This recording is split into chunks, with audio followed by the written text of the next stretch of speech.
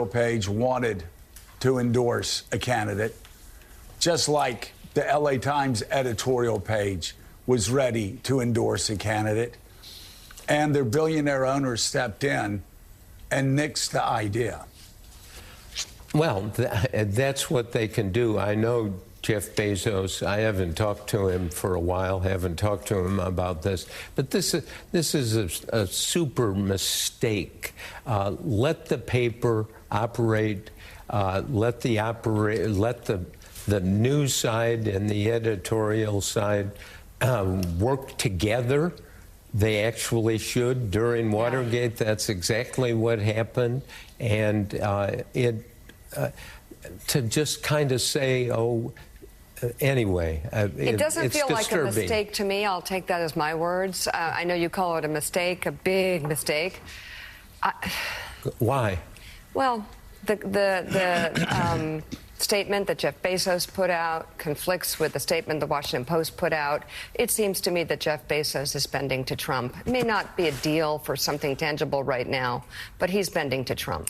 Well, I don't know that, but I just think he should hands off, hands off. I agree. When Katharine Graham and Don Graham were publishers of the Washington Post, they backed They were brave. the reporting always, and many times it was controversial, right. and Hard. as I say, many times alone. And to put the newspaper, I mean, it just makes no sense. I mean, Bezos' statement, this kind of idea, I want you to know I'm operating on principle here. Yes. Yeah. You shouldn't have to say that. Exactly. Bob, thank you. Let's get back to Vice President Kamala Harris's speech last night in Washington, D.C. According to an NBC News estimate, she spoke to a crowd of around 60,000 people. The vice president's address weaved her own priorities with the dangers of a possible second term for Donald Trump. Donald Trump has told us his priorities for a second term. He has an enemies list of people he intends to prosecute. He says that one of his highest priorities is to set free the violent extremists who insulted those law enforcement officers on January 6th. Donald Trump intends to use the United States military against American citizens who simply disagree with him. People he calls, quote, the enemy from within. America, this is not a candidate for president who is thinking about how to make your life better. This is someone who is unstable, obsessed with revenge, consumed with grievance, and out for unchecked power. Donald Trump has spent a decade trying to keep the American people divided and afraid of each other. That is who he is.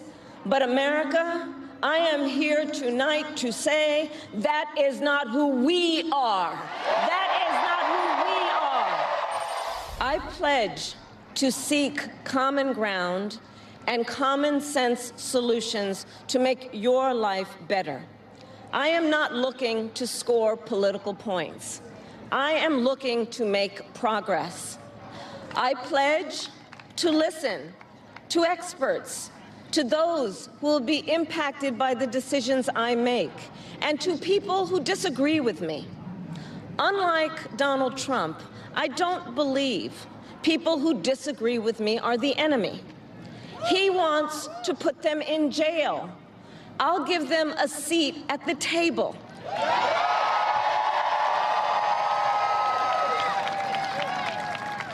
I pledge to you to approach my work with the joy and optimism that comes from making a difference in people's lives. And I pledge to be a president for all Americans.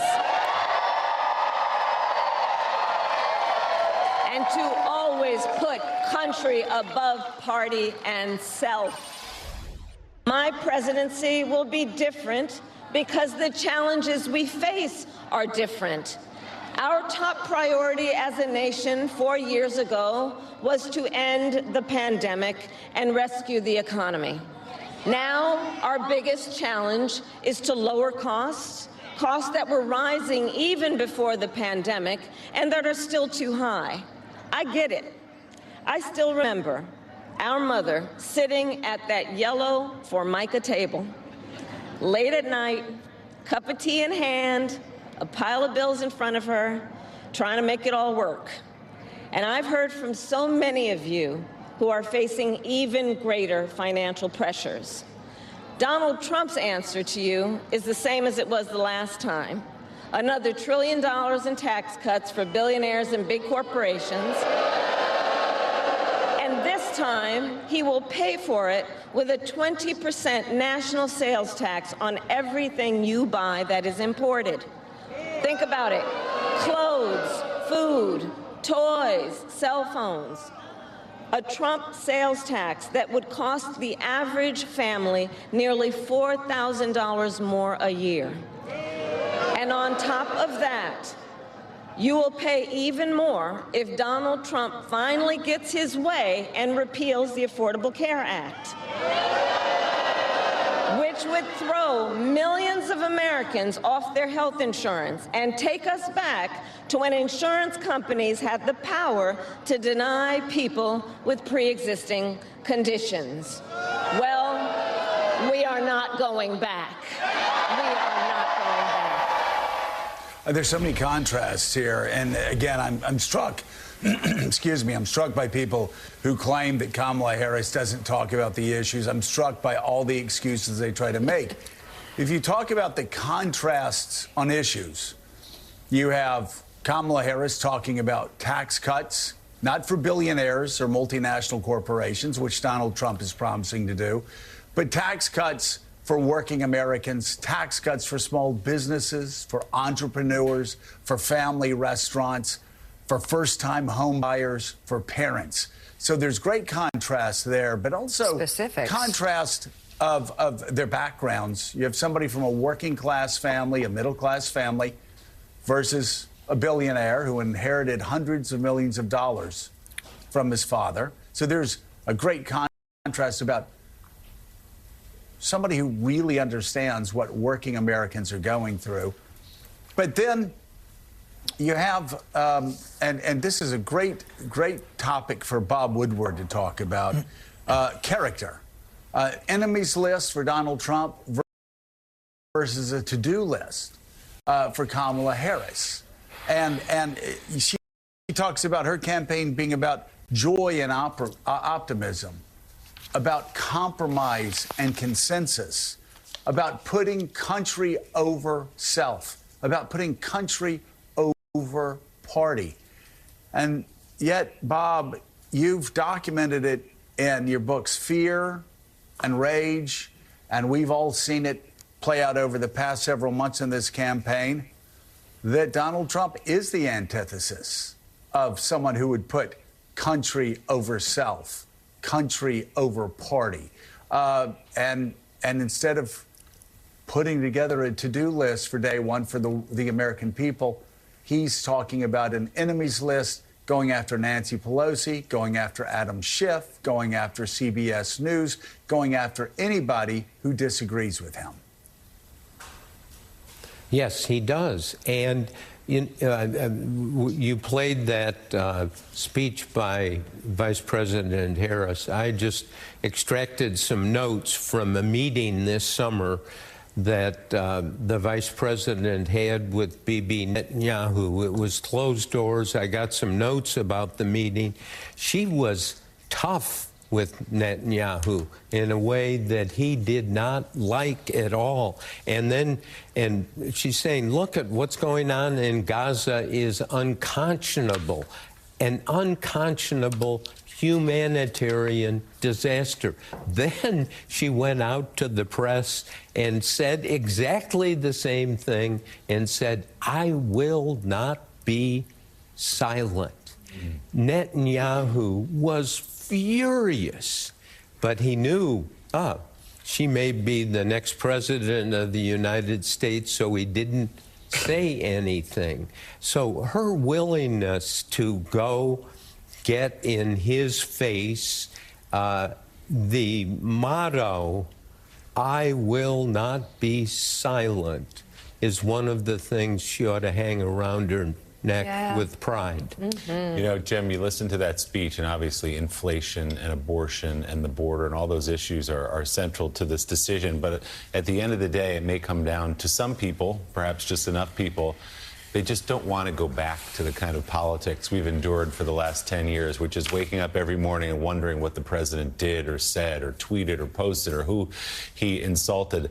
They kind of want to go back to a time when you heard from the president a couple times a week at a bill signing or a foreign trip or something like that. It's you know, you can't put your finger exactly on an issue in that case. It's just a feel and an energy that she taps into in a speech like that, where she says, we're not going back to that, we're going forward. Well, you know, I remember that moment, that convention speech, where you really first saw this in a powerful way in prime time, and you saw that that was going to be a powerful message. But the country is so divided. The voters are so hard set that, you know, we'll know in a few days. You forget what this time of year feels like every 4 years. But it seemed like a powerful message then. She's sticking with it, and she brought it home again last night. Jonathan, when you look at how tight this is still, right going into Tuesday, I think a lot of people are starting to think what happens afterwards. And Mike was on the program earlier and said at 9:30 p.m. on Tuesday night, whether he's won or not, we can pretty much guarantee that Donald Trump is going to declare victory. And the days that follow the election and how that actually gets sorted out, and the amount of processes that Republicans have already put in place to try to litigate this, whether fairly or unfairly, after the election, people are very concerned about that already. Oh, no question. There are some people I've spoken to inside and outside of government who feel like what the Republicans have worked up to contest this year's election results will dwarf what they did in 2020. And we're seeing it from Donald Trump, who has once again refused to commit to conceding if he were to lose. We are seeing it, some believe, from this sort of chest thumping and boasting we're hearing from Trump and his allies, really saying this is going to not just be a win, but a blowout, sort of priming their supporters to know this is going to be a win, and therefore, if we lose, the only way we could have lost if it's stolen. Yeah. Can I interrupt you on that? Because we've had this conversation offline. You look at the numbers. You even look at the internal polls from both sides. For the people who are serious, and they will tell you it's a tie. They have no idea whether their model has it right or not. If Trump's model is right, then they think he will win. If Harris's model is right, the Harris team thinks they will win. And it is so close right now based on all polls, internal and external. And it basically depends on, will the Trump team be able to get out younger male voters to vote against Harris? Will the Biden team or the Harris team, by the way, and anybody in the Harris team will tell you this, the millions and millions of dollars that Joe Biden invested into turnout operations because he was an old line Paul, and at the time they're going, okay, old man, let's do memes.